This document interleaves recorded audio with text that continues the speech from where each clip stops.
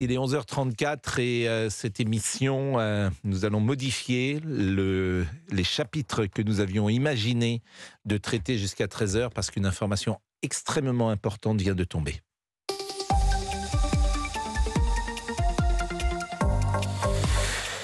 Robert Badinter est mort.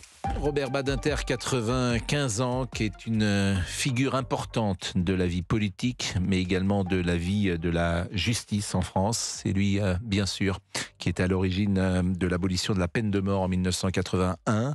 C'est lui qui avait défendu Patrick Henry en 1977, après que Patrick Henry a tué le petit Philippe Bertrand à Troyes, dans l'Aude. C'est lui également qui avait défendu Buffet et Bontemps, qui étaient deux criminels qui avaient pris en otage des gardiens à la prison de Clairvaux, toujours à Troyes d'ailleurs. Et c'était une figure importante des années 70 qui militait pour l'abolition de la peine de mort. Il avait d'ailleurs écrit un livre fameux qui s'appelait L'Abolition. Et Robert Badinter était un de ces avocats qui marquent l'histoire de la justice, mais qui marque aussi l'histoire de la vie politique. François Mitterrand disait très souvent j'ai deux avocats. Il disait pour le droit, j'ai Robert Badinter, et pour le travers, j'ai un autre avocat qui était Roland Dumas. C'était ces deux avocats qui avaient encadré, si j'ose dire, la politique pénale à l'époque de François Mitterrand. Donc on va en parler assez longuement, forcément, puisque Robert Badinter était le mari d'Elisabeth Badinter. C'est également une conscience de la société juive en France, bien sûr, puisque il incarnait ce courant politique des Juifs français qui longtemps ont été à gauche, d'ailleurs jusqu'au début du XXIe siècle. Donc c'est tout cela, Robert Badinter, dont on va parler, et c'est un grand esprit qui nous a quittés ce matin. À tout de suite. Et si vous voulez réagir, vous composez ce numéro avec Pascal Pro sur Europe 1. Appelez Pascal Pro au 01 80 20 39 21. Europe 1. Pascal Pro et vous. Cette justice d'angoisse et de mort, nous la refusons parce qu'elle est la passion et la peur, triomphant de la raison et de l'humanité. La voix de Robert Badinter, j'imagine que c'est un de ses discours célèbres qu'il avait donné à l'Assemblée nationale lorsqu'il était ministre de la Justice, et il le fut en 1981 lorsque François Mitterrand est devenu président de la République. Il y a des personnalités qui marquent la vie d'un pays, et Robert Badinter en faisait partie. Son intelligence, son autorité, son charisme, sa qualité, sa bienveillance également sur beaucoup de sujets. C'est quelqu'un qui aura traversé nos vies avec une précision dans l'élocution qui était toujours sidérante, et puis également avec des valeurs qu'il avait transmises. C'était un enfant qui avait grandi au cœur de cette Europe bouleversée. Il était de 1928, donc il avait 10 ans en 1939, lorsque a éclaté la Deuxième Guerre mondiale, et qu'il était juif, et que bien sûr, être juif en 1940 était particulièrement difficile. Et puis il y a eu ce parcours exceptionnel, étincelant, d'un avocat, un des meilleurs, ou sinon le meilleur de sa génération, jusqu'à devenir garde des Sceaux en 1981 et d'être le père de l'abolition de la peine de mort avec François Mitterrand. Louis Dragnel nous a rejoints. C'est vrai que au-delà de ce parcours, il y aura aussi beaucoup de tristesse aujourd'hui qu'on entendra pour les gens de ma génération, pour qui Robert Badinter est une figure, véritablement une figure, qui nous a accompagnés, qui nous a permis de réfléchir, que nous avons entendu toute notre vie, depuis l'âge de 10 ans, 11 ans, qu'on peut s'intéresser aux choses politiques, qu'on voyait chez Chancel, chez Pivot, dans les journaux de 13 heures, dans les journaux de 20 heures, et qui venait effectivement parfois remettre les pendules à l'heure sur les sujets sociétaux qui nous traversent. Oui, Robert Badinter, c'est avant tout une conscience. Je pense que pour beaucoup de l'immense majorité des Français, c'est quelqu'un qui est une sorte d'éveilleur, qui tire les sonnettes d'alarme quand il voit des grandes métamorphoses dans la société, des problèmes. Et puis, je pense que ça restera la plus grande figure au ministère de la Justice. À chacune des passations des pouvoirs, chaque discours presque de nouveau garde des Sceaux, eh bien, il y a une référence qui est faite à Robert Badinter, donc qui a été garde des Sceaux pendant 5 ans. Il a été avocat, vous l'avez rappelé, pendant 30 ans, 9 ans président du Conseil constitutionnel, pendant 16 ans, il a été sénateur. Et vous l'évoquiez aussi, c'est le parcours d'une vie. Une famille arrêtée son père a été arrêté par la Gestapo, il habitait à Lyon. Et donc c'était Klaus Barbie qui est venu interpeller son père. Sa mère et sa famille bénéficient un commissaire de police qui édite des fausses cartes d'identité. Et c'est ça qui permet aux enfants Badinter d'être protégés d'une certaine manière pendant la guerre. Et puis à gauche comme à droite, ça restera vraiment une immense figure qui dépasse les partis politiques. Franz-Olivier Gisbert est avec nous. Franz-Olivier Gisbert qui a écrit une trilogie absolument formidable sur la Ve République. Bonjour Franz-Olivier Gisbert. Bonjour Pascal. Et merci d'être avec nous. Je dis d'abord qu'il y a beaucoup de tristesse. C'est en tout cas ce que je ressens à l'instant même. Parce que c'est quelqu'un qui a traversé nos vies avec une intelligence, avec une autorité morale, avec une hauteur de vue qui n'est pas si fréquente et qui rappelle le monde d'hier d'une certaine manière, de ceux qui faisaient d'abord le métier qu'il faisait, avocat, mais aussi de la politique. Tout à fait. Alors, je suis d'accord avec ce que vient de dire Louis Dragnel sur c'était une conscience. Évidemment, c'est une conscience qui nous a accompagnés pendant longtemps. Mais j'ajouterais aussi, parce que moi j'ai eu la chance de le connaître un peu avant, même avant, quand il était avocat pénaliste, je dirais que c'était aussi un combattant. Et c'était assez extraordinaire, d'ailleurs, comme il aimait s'emparer de causes souvent qui semblaient perdues.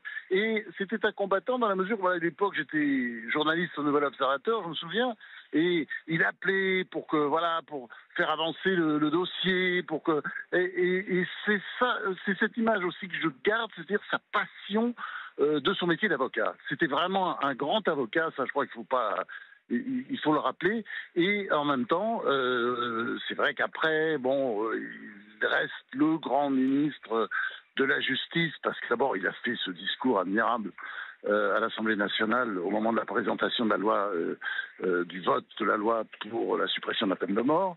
Et puis ensuite, effectivement, un rôle important d'éveilleur. Ça a été ça, quoi. Et donc, évidemment, on est tous tristes quand on apprend la mort d'un grand personnage comme celui-là. Vous restez avec nous, Franz-Olivier, parce que Jean-Louis Debré, qui était président également du Conseil constitutionnel, est là. Restez vraiment quelques secondes, Franz-Olivier, parce que Jean-Louis Debré doit intervenir. Merci, monsieur Debré, d'être avec nous. Je disais qu'il y a beaucoup de tristesse parce que je rapportais cette idée que monsieur Badinter appartient au monde d'hier. Une autorité morale, une conscience, une intelligence, une qualité qu'on aimerait retrouver parfois, à la fois dans le monde des avocats, mais aussi dans le monde de la politique. Je crois que Robert Badinter n'appartenait pas au monde d'hier. Il appartient au monde d'aujourd'hui, de demain, au monde de celles et ceux qui croient en un idéal. D'abord, en tant qu'ancien magistrat, je voudrais rendre hommage à l'avocat qui, dans des circonstances difficiles, a toujours défendu le droit, la liberté.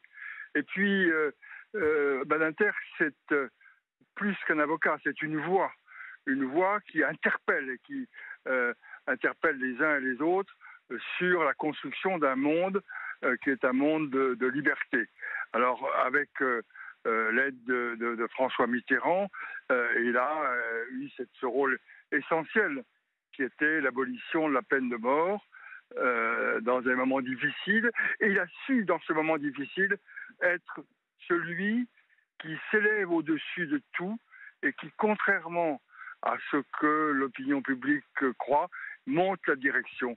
Et la direction, c'était la fin de la peine de mort. Je me souviens, quand j'étais juge d'instruction, on nous avait beaucoup reproché, on avait signé un article pour dire que les magistrats ou certains magistrats étaient dans le sillage de Badinter, car, je reprends le mot qui était celui de Badinter, on a une justice qui ne tue pas, c'est une justice qui juge.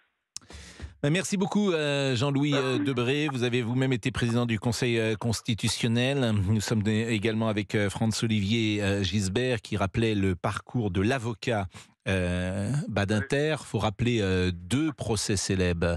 Buffet et Bontemps, qu'il avait défendu, Oui. et il avait perdu, puisque Buffet et Bontemps avaient été condamnés à mort. Et quelques années plus tard, il avait défendu Patrick Henry, qui avait tué le petit Philippe Bertrand. Et cette fois-ci, il avait gagné, puisque Patrick Henry n'avait pas été condamné à mort. Et il avait plaidé, d'ailleurs, uniquement pendant une heure, très court, il avait plaidé uniquement sur la peine de mort. Il avait écrit un livre très célèbre, Franz-Olivier Gisbert, qui s'appelle L'Abolition. Et il racontait, moi je me souviens avoir lu L'Abolition quand j'étais étudiant, il racontait qu'il avait assisté à la prison de la Santé, à une exécution.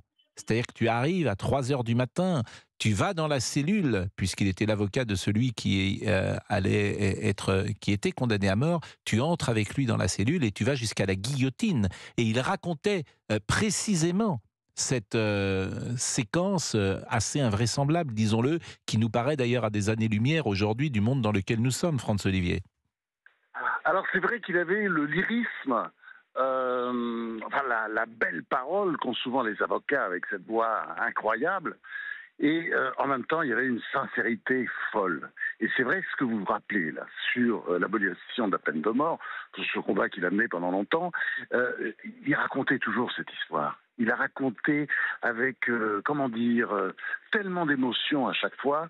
Et il y avait chez lui, faut pas perdre ça de vue, une immense sincérité aussi. C'est-à-dire, ces combats, c'était pas juste comme ça. Aujourd'hui, on connaît, Nietzsche appelle ça la moraline. C'est-à-dire, tout le monde fait de la morale pour se faire bien voir par le système, vous voyez. Et lui, au contraire, il avait comme ça des convictions très fortes, chevillées au corps, et on a l'impression que voilà, c'était presque sa vie qui était en jeu quand il en parlait. Et c'est pour ça que sur la peine de mort, enfin pour l'abolition de la peine de mort, ça a certainement c'était le meilleur avocat possible. Parce que j'avais le sentiment, quand il en parlait, presque qu'il vivait ça dans sa chair. Mais c'était un personnage magnifique. Alain Jakubowicz est avec nous, avocat célèbre également. Bonjour, cher maître. Bonjour Pascal. Je disais, et je vais le dire à tous ceux qui vont intervenir sur cette antenne, c'est qu'il y a beaucoup de tristesse aujourd'hui, parce que c'est un homme qui aura traversé nos vies avec une conscience, une hauteur de vue, une intelligence peu fréquente, disons-le. Nous sommes aujourd'hui, Pascal, le 9 février. Le 9 février 1943, à Lyon, il y a eu une rafle de Klaus Barbie. Parmi les victimes de cette rafle, il y avait un homme qui s'appelait Badinter. C'était le père de Robert Badinter. Robert Badinter lui-même a échappé à cette rafle par un pur miracle. Je ne crois pas au destin, mais nous sommes le 9 février. Et Robert Badinter a choisi de quitter ce monde le jour où son père a été raflé, le 9 février. Voilà, pour moi, ça dit tant de choses de cet homme. Je suis orphelin pour la 2e fois de ma vie. J'ai pas de mots. J'ai pas de mots pour dire ce que je perds, bien sûr, mais surtout ce que nous perdons. Ce que le barreau perd dans cet homme qui avait un supplément d'âme, qui était capable d'être l'avocat des plus grands groupes financiers, des gens les plus puissants, mais qui était également capable de revêtir sa robe pour aller tendre la main à un homme dont on voulait couper la tête. Voilà, c'était Robert Badinter, et c'était Robert Badinter jusqu'au dernier jour de sa vie, jusqu'à son dernier souffle, lui qui encore il y a quelques jours disait que le combat devait continuer pour la suppression de la peine de mort, non seulement en France, mais de partout dans le monde. Voilà. Pardon, je ne suis pas très loquace, mais j'ai pas vraiment la force d'en dire davantage. Alain Jakubowicz qui est avec nous et je comprends votre émotion. Et puis vous avez dit quelque chose évidemment qui fait tellement sens sur cette date du 9 février. Et bien sûr que en l'espèce, personne ne peut imaginer que le hasard existe. Alain Jakubowicz, est-ce que vous avez peut-être des souvenirs personnels avec lui? Est-ce que vous avez parfois échangé au cours de votre carrière? Est-ce qu'il avait, avec ses confrères avocats, parfois des échanges? Oh, c'est pas parfois, c'est souvent. J'ai eu cette chance, cet honneur de le voir assez régulièrement et d'échanger sur des tas de sujets, bien sûr sur celui de la justice, et d'être reçu dans son bureau à Paris, où il y avait des morceaux de terre du camp d'Auschwitz. Il est allé à Auschwitz après-guerre, tout de suite après-guerre, et il avait ramené des pierres, des morceaux de terre qui étaient dans son bureau. On pouvait y trouver aussi bien le texte de l'abrogation de la loi abrogeant la peine de mort et puis de la terre, des pierres, voilà, qui pour lui étaient tout, voilà, qui lui ont donné sans doute ce supplément d'âme. Quand on dit mais où puisait-il cette force? Eh bien, il la puisait dans son histoire. N'oubliez pas que Robert Badinter était lui-même un enfant de réfugié qui a accédé aux plus hautes fonctions de notre République. C'est comme ça que la France est belle. C'est comme ça qu'il l'a aimée. C'est comme ça qu'on l'aime. C'est comme ça que je l'aime. C'est cette France qui a donné la possibilité à un enfant de réfugié de devenir garde des Sceaux, président du Conseil constitutionnel, et d'être aujourd'hui pleuré par tous les Français. Voilà, c'est aussi un hymne et un hommage à la France. Alain Jakubowicz, avocat lui-même, vous êtes sur Europe 1, il est 11h54.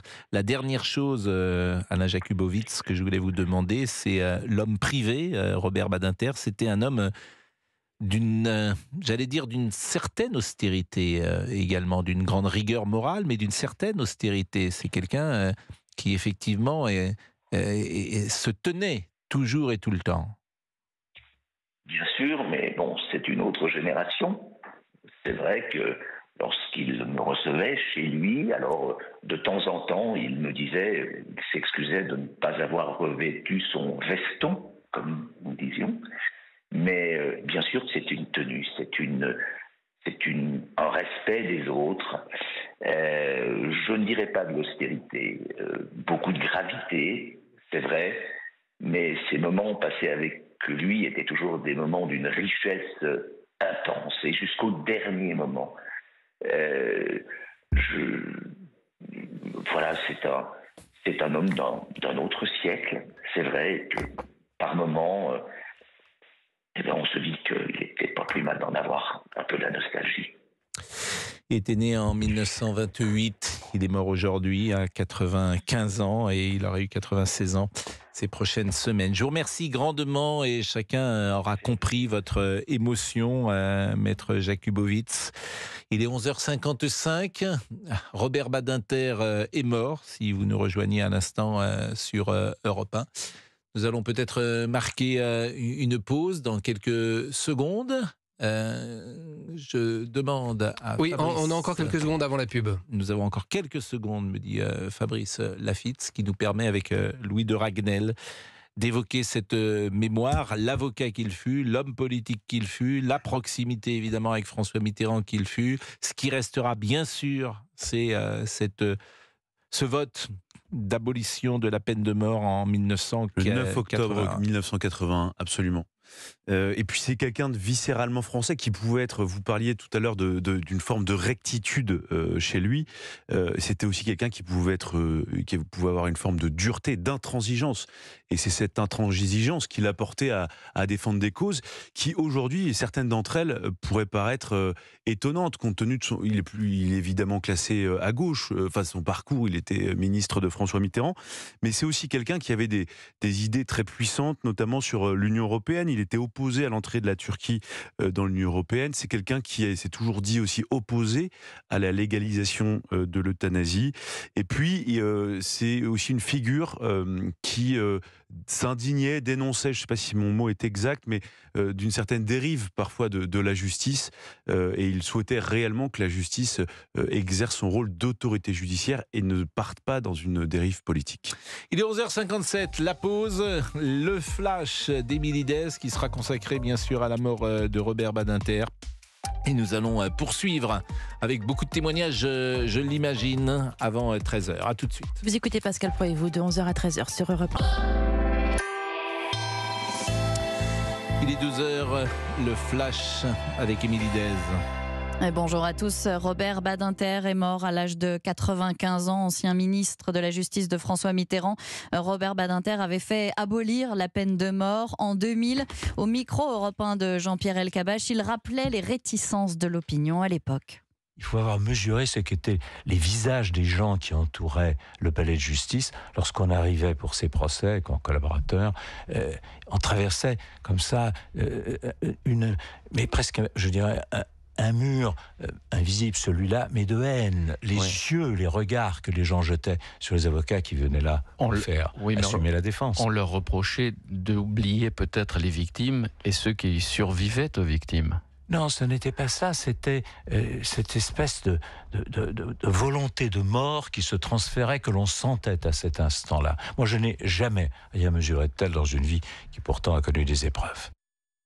Robert Badinter au micro européen de Jean-Pierre Elkabbach. La peine de mort a été abolie le 9 octobre 1981. Robert Badinter, avocat renommé, était aussi connu pour avoir évité la peine de mort à Patrick Henry, assassin d'un enfant de 7 ans. Patrick Henry sera finalement condamné à la réclusion criminelle à perpétuité. Robert Badinter, mort donc à l'âge de 95 ans. Jean-Luc Mélenchon salue une force de conviction sans pareil, un être lumineux. Gabriel Attal réunira son gouvernement demain pour un séminaire de travail à Matignon. Gouvernement désormais au complet. Amélie Oudéa-Castéra laisse sa place à Nicole Belloubet. La passation de pouvoir a eu lieu ce matin à 10h. Nicole Belloubet dit vouloir renouer très rapidement le dialogue avec les enseignants, englués dans des polémiques liées à la scolarisation de ses enfants. Amélie Oudéa-Castéra dit quitter la rue de Grenelle plus aguerrie que jamais et la tête haute. Elle reste ministre des Sports. À 9 mois de la présidentielle américaine, la santé de Joe Biden inquiète. Un rapport officiel pointe du doigt ses fréquentes pertes de mémoire. Le candidat démocrate s'est défendu avant de confondre les présidents égyptiens et mexicains. Pendant ce temps, Donald Trump a facilement remporté le caucus du Nevada. L'ancien président américain confirme son statut d'ultra favori dans la course à l'investiture républicaine. Les frappes israéliennes s'intensifient à Rafah, au sud de Gaza, une ville où s'entassent plus d'1 million de Palestiniens déplacés par la guerre. Washington juge excessive la riposte d'Israël contre le Hamas. À quelques mois des JO de Paris, la fleurettiste française Isaora Tibus a été contrôlée positive et suspendue immédiatement. Isaora Tibus, championne du monde individuel en 2022 et grand espoir de médaille aux prochains Jeux. Et puis c'est le début des vacances de février. Ce soir pour les élèves de la zone C, il va y avoir du monde sur les routes. La journée est classée orange dans le sens des départs en Ile-de-France et en Auvergne-Rhône-Alpes. Merci beaucoup Émilie, il est 12h03. Europe 1. Europe 1, 11h, 13h, Pascal Pro et vous. Je vous propose peut-être d'écouter Alexandre Chauveau et le portrait qu'il a dressé de Robert Badinter qui nous a quittés. Cette justice d'angoisse et de mort, nous la refusons parce qu'elle est la passion et la peur, triomphant de la raison et de l'humanité. 17 septembre 1981, Robert Badinter, l'ex-avocat devenu garde des Sceaux, plaide l'abolition de la peine de mort devant les députés. La loi est votée, l'apogée d'un combat commencé lorsqu'il portait la robe noire dans les prétoires. 10 ans plus tôt, Robert Badinter assiste à l'exécution de Roger Bontemps, son client, coupable de complicité de meurtre. Il est bouleversé. Je n'oublierai en tout cas pas que j'ai vu exécuter en France un homme dont la cour d'assises avait reconnu qu'il n'a jamais tué personne. Un tournant dans sa vie qu'il évoquera toujours avec autant d'amertume, même des décennies plus tard. Je suis devenu un militant, un croisé de l'abolition, c'est vrai. Et de ce jour-là, je me suis juré que quel que soit l'accusé qui me demanderait de le défendre, s'il encourait la peine de mort, je le défendrai. Et c'est ce qu'il fait. Il évite la peine capitale à 5 hommes, dont Patrick Henry, tueur d'enfants, alors que les Français sont majoritairement pour la peine de mort.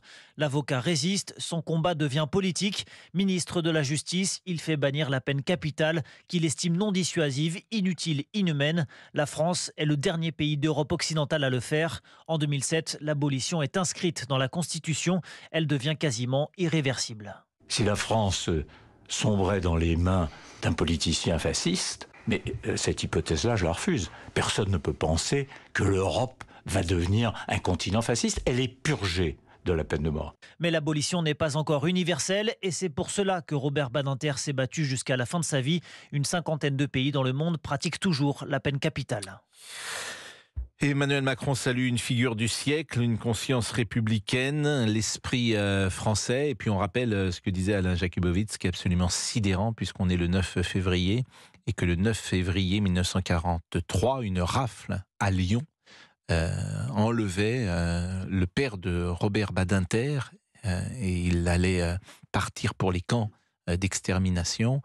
Et Robert Badinter, ce 9 février 2024, est décédé le jour même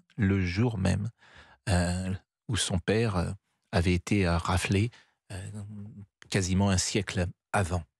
Je pense que nous pouvons écouter quelques moments forts de ce qu'aura été la vie de Robert Badinter et notamment lorsqu'il s'est exprimé le 17 septembre 1981 au moment du vote de l'abolition de la peine de mort.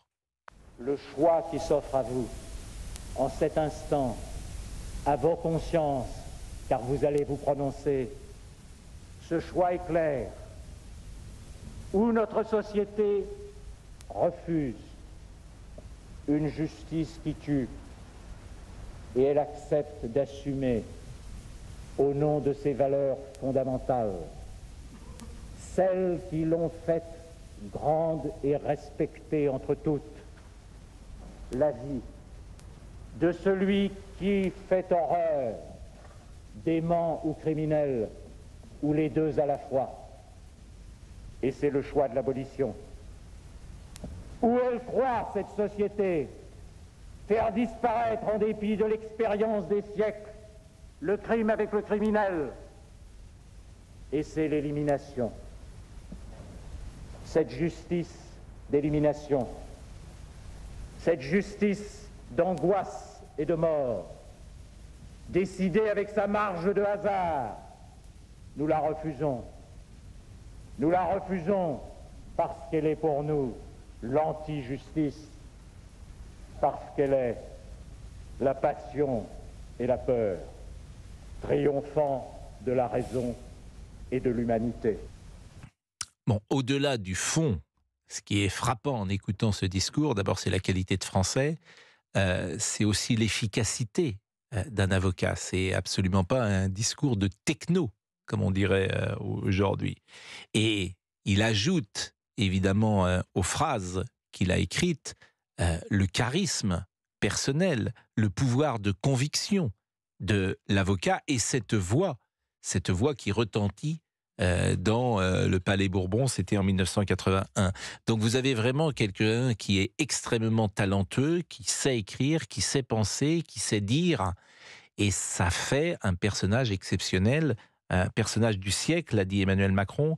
J'ai sous les yeux ce qu'a tweeté Emmanuel Macron, c'est une photo de Robert Badinter, manifestement prise alors qu'il est venu un jour à l'Élysée. On voit en premier plan le dos d'Emmanuel Macron et on voit Robert Badinter en train d'échanger avec le président de la République. On devine qu'ils ont déjeuné ensemble et qu'ils sont au moment du café. C'est une photo qui est sur le compte Twitter du président de la République. Et Emmanuel Macron a écrit avocat, garde des Sceaux, homme de l'abolition de la peine de mort. Robert Badinter ne cessa jamais de plaider pour les Lumières. Il était une figure du siècle, une conscience républicaine. Il était l'esprit français. Je vous propose de marquer une pause et puis nous allons écouter évidemment beaucoup de réactions, de témoignages sur cette mort d'un homme qui aura marqué évidemment toute une époque. Pascal Pro est avec vous de 11h à 13h sur Europe 1. Appelez Pascal Pro au 01 80 20 39 21. Europe 1. Pascal Pro et vous. De 11h à 13h sur Europe 1, émission consacrée, Pascal, à Robert Badinter qui a disparu. Je vous propose d'écouter ce que disait François Mitterrand. On est au printemps 1981. La campagne électorale pour la présidentielle bat son plein et la question lui est posée par Jean-Pierre Elkabbach et par Alain Duhamel de se positionner sur la peine de mort. Écoutez ce que dit ce jour-là celui qui sera quelques semaines plus tard le président de tous les Français. Monsieur Mitterrand, ça fait 1h20 que nous sommes ensemble. Nous avons donc chacun une dernière question à vous poser. La mienne, c'est celle-ci. Il y a actuellement 5 condamnés à mort dans des cellules. Je voudrais savoir, si vous étiez élu président de la République, si vous les gracieriez. Pas plus sur cette question que sur les autres, je ne cacherai ma pensée. Et je n'ai pas du tout l'intention de mener ce combat à la face du pays en faisant semblant d'être ce que je ne suis pas. Dans ma conscience profonde, qui rejoint celle des églises, l'Église catholique, les églises réformées, la religion juive, la totalité des grandes associations humanitaires, internationales et nationales. Dans ma conscience, dans le fort de ma conscience, je suis contre la peine de mort. Et je n'ai pas besoin de lire les sondages qui disent le contraire. Une opinion majoritaire est pour la peine de mort. Eh bien moi, je suis candidat à la présidence de la République et je demande une majorité de suffrages aux Français, mais je ne la demande pas dans le secret de ma pensée. Je dis ce que je pense, ce à quoi j'adhère, ce à quoi je crois, ce à quoi se rattachent mes adhésions spirituelles, ma croyance, mon souci de la civilisation. Je ne suis pas favorable à la peine de mort. Donc vous les gracieriez? Je ferai ce que j'aurai à faire dans le cadre d'une loi que j'estime excessive, c'est-à-dire régalienne, un pouvoir excessif donné à un seul homme, disposer de la vie d'un autre, mais ma disposition est celle d'un homme qui ne ferait pas procéder à des exécutions capitales. François Mitterrand, en 1981, quelques semaines avant l'élection présidentielle qui allait le faire président de tous les Français. On est avec Georges Fenech, ancien magistrat. Bonjour, monsieur Fenech. Bonjour, monsieur Pro. Et merci d'être avec nous. Chacun s'accorde à saluer la mémoire d'une grande figure, à la fois du monde judiciaire, du monde de la justice, mais aussi de la politique. Oui, bien sûr, et je suis parmi ceux-là. Je salue effectivement le combattant contre la peine de mort, contre ces procédures d'exception, mais je dois vous dire autre chose quand même sur Robert Badinter, pour lequel j'avais une très grande considération. C'est qu'il a, dès son arrivée au ministère de la Justice, abrogé d'un trait de plume, par un simple décret, la loi Sécurité-Liberté, qui était en application, qui avait été adoptée sous le ministère d'Alain Peyrefitte.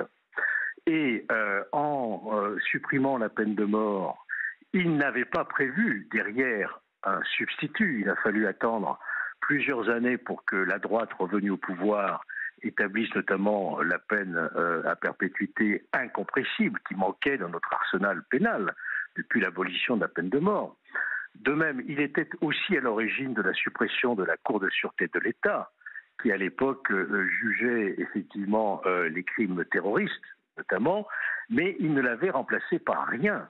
Ce qui fait que l'action antiterroriste était très largement démunie à l'époque. Et il a fallu aussi le retour de la droite en 1986 pour créer les juridictions que nous avons encore aujourd'hui, antiterroristes, avec des magistrats spécialisés, voyez-vous. Donc moi-même, j'ai combattu à la tête de l'association professionnelle des magistrats, dont j'étais le président, cette politique en matière judiciaire qui était pointée du sceau de la culture de l'excuse, qui était laxiste, dans laquelle vont s'inscrire ensuite toute une filiation de garde des Sceaux, que ce soit Madame Guigou, que ce soit Madame Belloubet, que ce soit Monsieur... Je me permets de vous interrompre parce que vous allez évidemment rester avec nous, mais Jack Lang est en ligne avec nous. Et bonjour Monsieur Lang.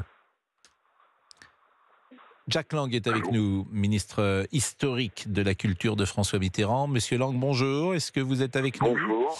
Merci d'être avec nous. Je disais qu'il y a beaucoup de tristesse ce matin parce que c'est une grande figure de nos vies qui s'en va, une autorité, une conscience qui aura tellement marqué une génération, qui aura marqué évidemment les années Mitterrand, et c'est un homme avec lequel vous avez travaillé, Jack Lang. Oui, en effet, je partage ce sentiment que vous exprimez à l'instant. C'est vrai que l'annonce de la mort de Robert Badinter nous a tous accablés. Il a été tellement, dans nos vies respectives, lié aux convictions profondes qui étaient les nôtres, et il savait mieux que d'autres exprimer son attachement à la liberté. Je dirais que le nom même de Robert Badinter, dire son nom, c'est une autre manière de dire le mot liberté. Tant il était, j'allais dire, intellectuellement, physiquement, mentalement, moralement, associé à ce combat pour la liberté ou pour les libertés individuelles, les libertés collectives. Et tout au long de sa vie, comme professeur de droit, comme avocat, puis plus tard comme ministre. Et naturellement, l'abolition de la peine de mort a été un moment très fort dans la vie du pays. C'est un acte emblématique, un acte fort. Et de cette même manière, Robert Badinter est devenu, même s'il était très proche de la réalité de la vie, est devenu légendaire. C'est une légende. Et pour tous ceux qui se réfèrent, comme vous-même à l'instant, à ces années Mitterrand 81, le nom de Badinter, de Robert Badinter, est une des figures les plus éclatantes, les plus brillantes, les plus puissantes, les plus fortes, et qui a parcouru le monde, pas seulement la France. Et puis il y a un peu de nostalgie, disons-le, parce qu'on a réécouté François Mitterrand parlant de la peine de mort au mois de mars avec Jean-Pierre Elkabbach et Alain Duhamel. On a réécouté également le discours de Robert Badinter. Pourquoi la nostalgie? Parce qu'on a affaire à des personnalités d'une très grande culture qui s'expriment dans un français de très haute qualité, avec une hauteur de vue qui renvoie parfois à ce que nous vivons aujourd'hui dans la vie politique. Donc forcément, pour des gens de ma génération qui avaient 17 ans, 18 ans en 1981, forcément, ça nous parle, si j'ose dire. Est-ce que vous vous souvenez de sa présence au Conseil des ministres et quels étaient les types de rapports que pouvaient entretenir François Mitterrand et Robert Badinter? Ils étaient très amis, très liés l'un à l'autre depuis longtemps. Ils ont participé à des combats politiques dès les années 70, disons. Je ne vais pas citer cela exactement. Il y avait entre eux deux une sorte de vraie amitié profonde et durable et forte. Et d'ailleurs, c'est un des points que j'aimais en lui, c'est cette fidélité de roc, on peut dire, à l'égard de la personne même de François Mitterrand. Non pas qu'il approuvait toutes les décisions que nous prenions, mais vis-à-vis de la personne, il y avait un attachement très fort, et je pense qu'on a dû le faire entendre sur notre radio, ce moment très fort lorsque François Mitterrand avait été hué lors d'une manifestation concernant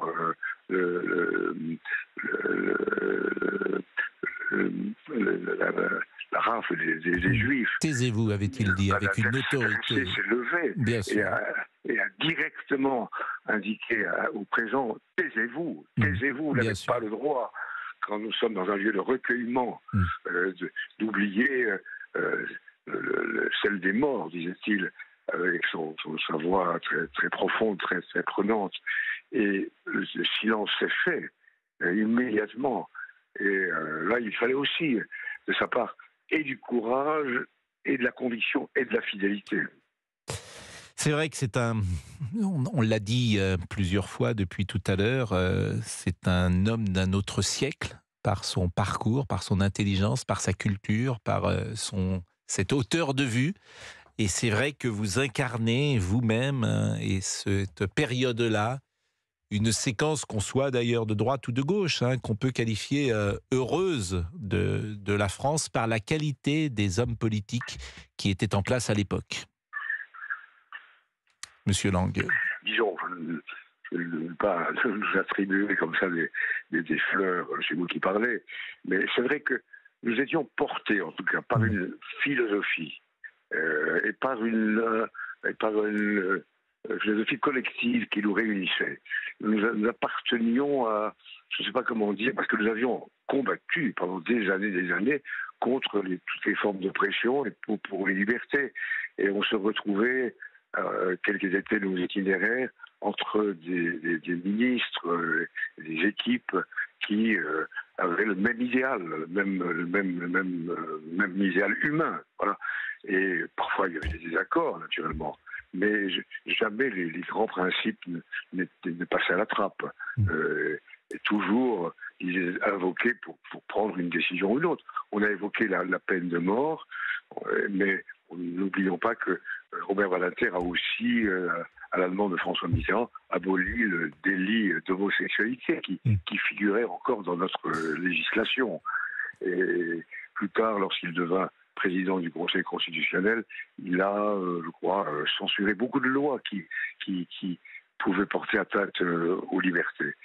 Mais c'est vrai que, comment dire, nous avions la fierté d'appartenir à une équipe soudée, forte, qui partageait les mêmes utopies, on pourrait dire, ou le même idéal.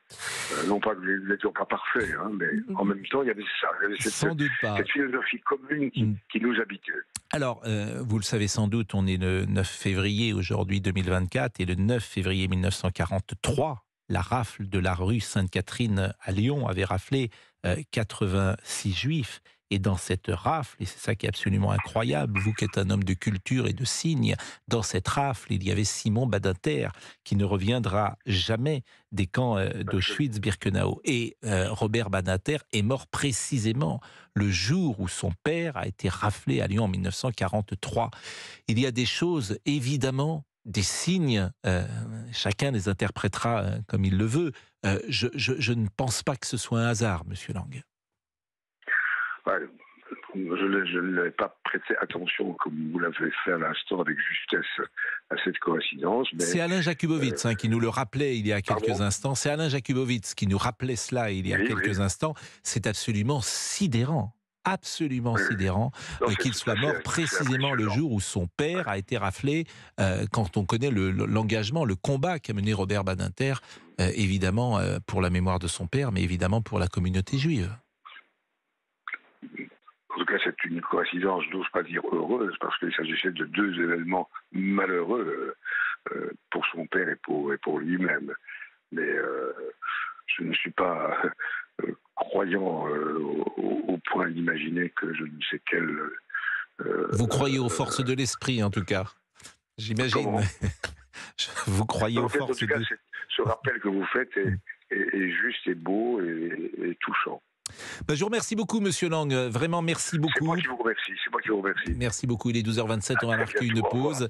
Georges Fenech est resté avec nous et Georges lui demande de me pardonner de l'avoir interrompu. On va le retrouver dans une seconde. De 11h à 13h, vous écoutez Pascal Pro et vous sur Europe 1. 12h30 et nous sommes avec Émilie Dess pour le journal permanent. Emmanuel Macron salue une figure du siècle, une conscience républicaine. Robert Badinter est mort à l'âge de 95 ans. Un juste entre les justes pour l'ancien Premier ministre Laurent Fabius.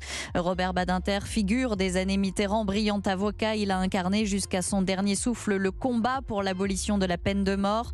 Robert Badinter a porté la loi du 9 octobre 1981 dans une France majoritairement pour la peine capitale. Avocat renommé, Robert Badinter avait évité la peine de mort à Patrick Henry, meurtrier d'un enfant de 7 ans. Patrick Henry sera finalement condamné à la réclusion criminelle à perpétuité. Avec Robert Badinter, la France perd un géant, immense juriste, avocat et homme d'État, écrit l'économiste Jacques Attali, ancien conseiller de François Mitterrand à l'Élysée.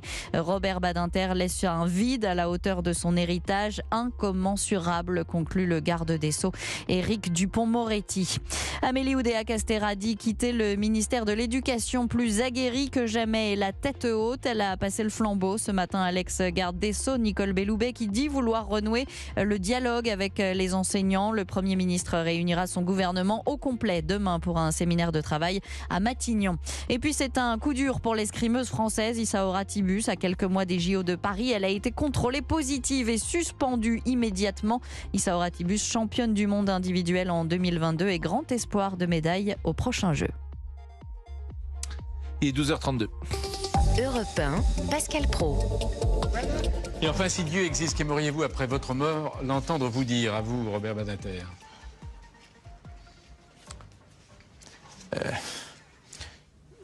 Tu as fait ce que tu as pu. Entre. Tu as fait ce que tu as pu. Ça signifie quand même qu'il peut croire à un autre monde ou qu'il croyait à un autre monde. Et c'est le célèbre questionnaire de Bernard Pivot qu'il posait à la fin de ses émissions. Et c'était toujours la dernière question que Bernard Pivot posait, en l'occurrence à Robert Badinter. On était avec Georges Fenech. Georges Fenech, vous êtes une voix un peu discordante d'ailleurs, puisque depuis 11 heures, chacun rend hommage à Robert Badinter, à l'homme qu'il était, à la hauteur de vue, disons-le. Et vous avez mis en place des arguments pour contester quand même une politique pénale que vous trouvez sans doute trop laxiste ou trop progressiste. Et pourquoi pas ? On a le droit, bien sûr, de contester les mesures qui ont été celles de Robert Badinter qu'il a prises en tant que garde des Sceaux. Oui, moi je salue également, évidemment, la personnalité historique de Robert Badinter, cet homme de combat. Incontestablement, je l'ai connu personnellement. J'ai moi-même créé d'ailleurs un groupe d'études sur l'abolition universelle de la peine de mort à l'Assemblée nationale. Il m'avait fait l'honneur de sa présence. Donc, je veux dire, de ce point de vue-là, je rallie totalement les positions unanimes à l'égard de ce grand homme d'État et grand avocat. Mais je suis aussi obligé de dire une certaine autre vérité, celle que, à son arrivée en 1981, il avait, je me rappelle très bien, vraiment rayé d'un trait de plume, sans débat parlementaire, la loi sécurité-liberté d'Alain Peyrefitte, et engagé une politique pénale qui, malheureusement, a fait beaucoup de dégâts et dont on en paye aujourd'hui encore les conséquences. Je suis obligé de le dire, puisque à l'époque, j'étais moi-même opposant et un des premiers opposants à cette politique pénale. Et je me souviens très bien des conflits internes au gouvernement entre Robert Badinter et sa politique pénale molle et par exemple Gaston Defferre qui était ministre de l'Intérieur où ils étaient en totale opposition. Je me souviens également des grandes manifestations de policiers, de syndicats de policiers place Vendôme au cri de Badinter assassin depuis la mort de certains policiers qui avaient été tués en service. Je me souviens de tout cela. Et puis, je vous le disais il y a un instant, il n'y a pas eu que l'abolition de la peine de mort. Il y a eu aussi l'abrogation de la Cour de sûreté de l'État, ce qui était une bonne chose d'ailleurs, hein, c'était une juridiction d'exception. Mais ça n'a pas été remplacé. Et donc les affaires de terrorisme venaient dans des juridictions de droit commun. Il a fallu le retour de la droite au pouvoir en 1986 pour établir les juridictions spécialisées en matière de terrorisme. Il a fallu effectivement le retour de la droite aussi pour instaurer la peine incompressible perpétuelle pour les crimes les plus graves, la peine de 30 ans incompressible, car l'abolition de la peine de mort, c'était une chose, il fallait le faire, mais on n'avait pas prévu, si vous voulez, une sanction plus haute. Quand vous dites qu'il fallait le faire, et vous étiez, non pas à l'époque, vous n'étiez pas député, bien sûr, en 1980. À l'époque, j'étais magistrat. Mais vous étiez un homme de droite, et à droite, tout le monde n'avait pas voté pour l'abolition de la peine de mort. Cette abolition, d'ailleurs, ne s'était pas faite sous Valéry Giscard d'Estaing, elle se fera sous François Mitterrand. Louis de Ragnel veut prendre la parole. Oui, sur la peine de mort, vous évoquiez ce sujet. Il y a eu à l'Assemblée nationale 369 voix donc contre la peine de mort, 113 voix pour le maintien de la peine de mort, et au Sénat 161 voix contre la peine de mort et 126 pour. on voit bien que c'était pas un match. Alors, je n'ai pas le décompte parce que j'ai vu, comme vous, tout à l'heure, ce chiffre m'intéressait. Il faut se souvenir que les élections législatives de 1981 sont un raz-de-marée rose. Absolument. Et c'est une chambre rose. Donc, vous dites qu'il y avait 113 voix qui ont voté contre l'abolition de la peine de mort. Mais sur ces 113 voix, est-ce qu'il y avait 113 députés de droite ou C'était est-ce que essentiellement des députés issus de la droite. Bien sûr. Mais est-ce que des députés de la droite avaient voté pour l'abolition ? Ça, je ne le sais pas, je n'ai pas trouvé l'information. Mais c'est vrai, alors je crois que Jacques Chirac, à l'époque, s'était prononcé, je crois, pour l'abolition. Il était député sans doute en 1981, Jacques Chirac. Bon, en tout cas, vous remettez en cause sa politique pénale et pourquoi pas. Alors c'est vrai qu'on est dans un temps d'hommage, Georges Fenech, et que... Non, mais on est dans un temps d'hommage. Nous sommes dans un système démocratique. Oui, vous avez raison. Non, mais vous avez raison. Dans une opposition frontale à la politique pénale de Robert Badinter, je ne peux pas dire autre chose que ce que nous avons vécu pendant toutes ces années et qui aujourd'hui encore laissait des traces, qu'on le veuille ou non. Ce qui n'enlève en rien, si vous voulez, à la personnalité de Robert Badinter, qui est tout à fait hors norme, et son combat contre la peine de mort. Mais pour le reste, c'est ces années que nous avons passées à combattre cette politique pénale parce que, encore une fois, elle était sous le sceau de cette fameuse culture de l'excuse qui s'est instaurée à partir d'arrivée de Badinter dans tout le pays. Merci beaucoup, Georges Fenech. Louis de Ragnel souhaite je trouve que c'est une précision. C'est important et je trouve ça très respectueux de la part de Georges Fenech de dire ce qu'il dit parce que honorer un mort, respecter un mort, c'est aussi être capable de tout dire. Et je trouve que la manière avec laquelle Georges Fenech vient de le faire est une manière assez élégante, parce que vous savez, souvent quand une grande figure meurt, on n'entend que le positif.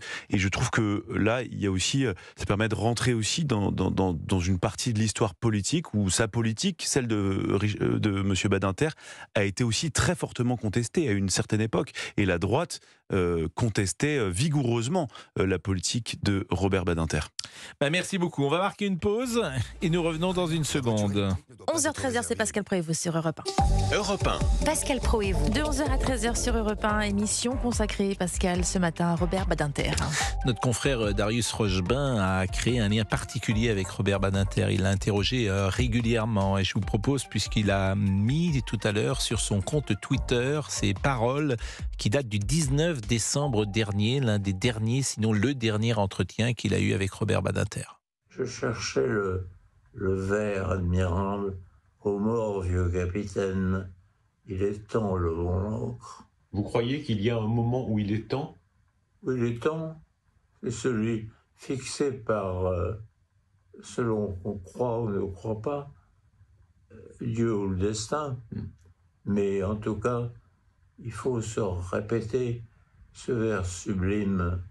Au mort vieux capitaine, il est temps le bon encre. Moi, j'ai rencontré la mort dès l'adolescence et pendant la guerre et l'occupation. J'ai beaucoup lutté contre la mort donnée, je pourrais presque dire de sang-froid, selon le rite judiciaire.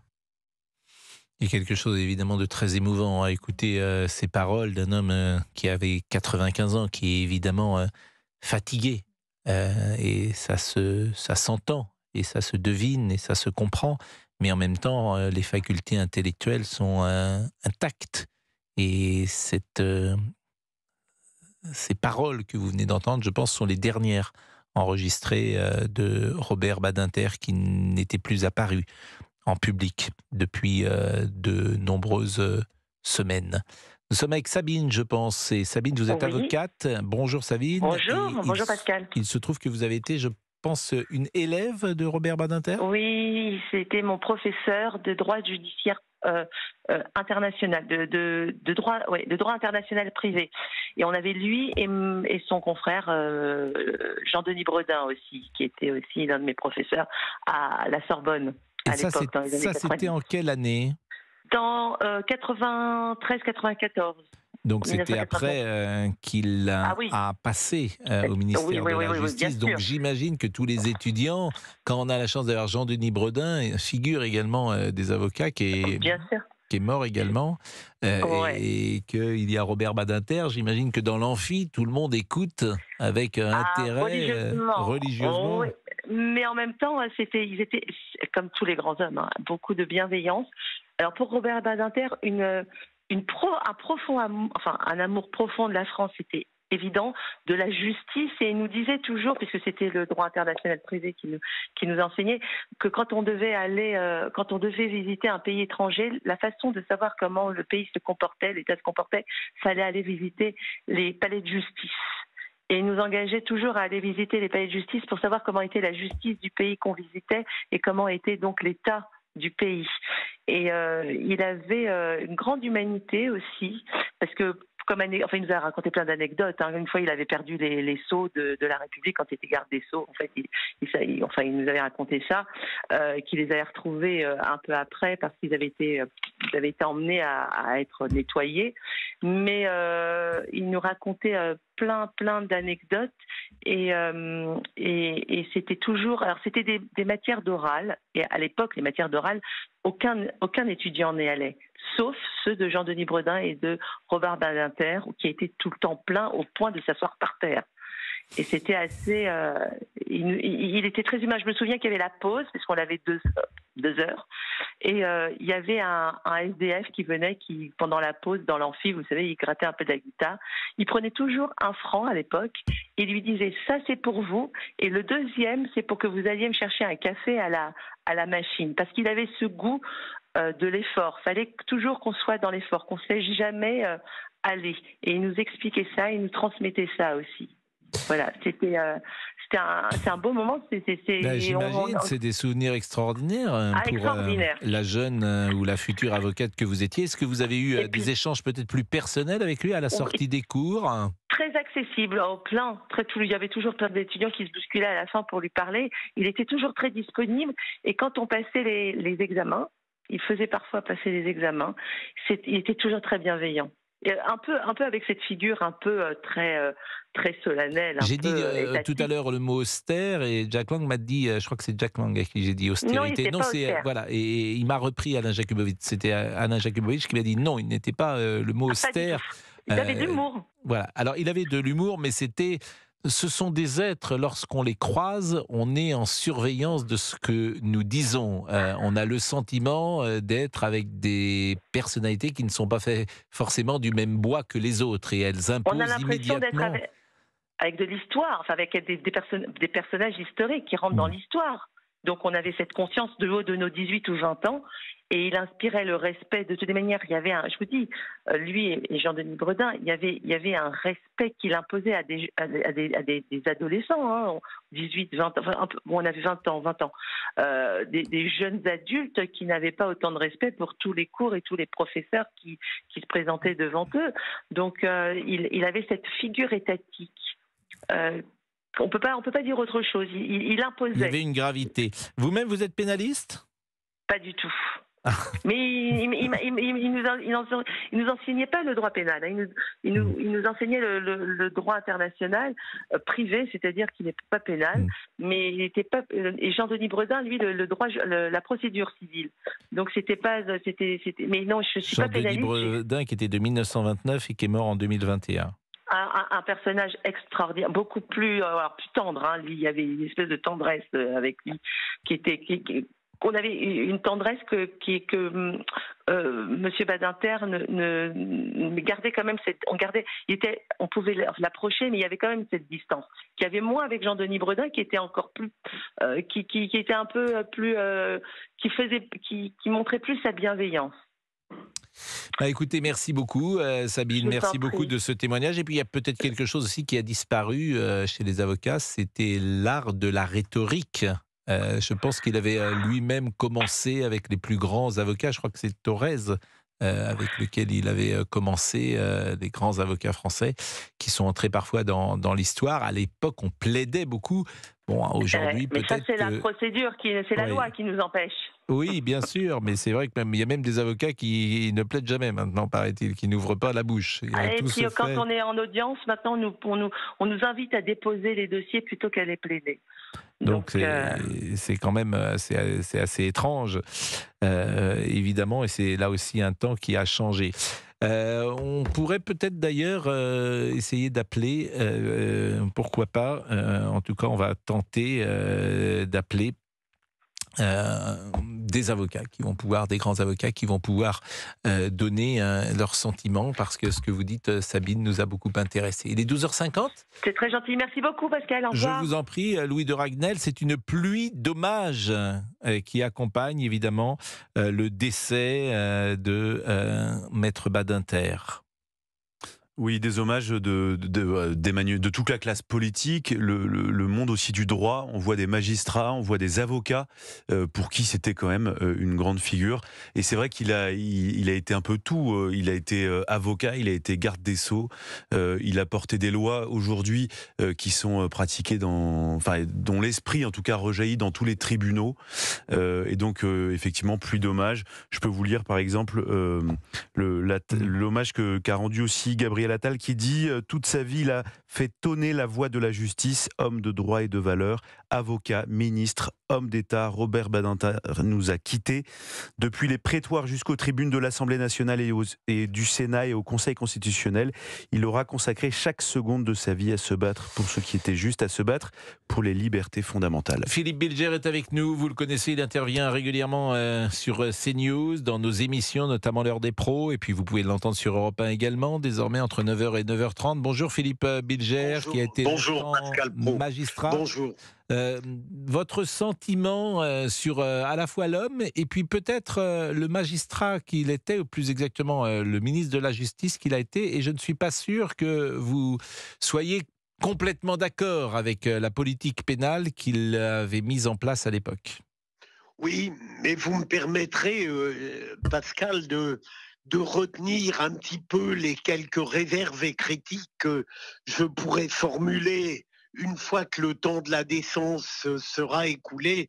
Je voudrais surtout dire que il y a des morts qui, bien sûr, bouleversent les proches et les chers, mais profondément aussi la conscience publique. Et Robert Badinter était de ces personnalités dont la disparition, évidemment, va bouleverser. Pour ma part, quelle que soit l'opinion que j'ai pu porter sur lui dans diverses de ses activités, il y avait quelque chose tout de même d'indépassable chez cette personnalité qui a eu un parcours de vie intellectuel, politique, judiciaire, juridique infiniment riche.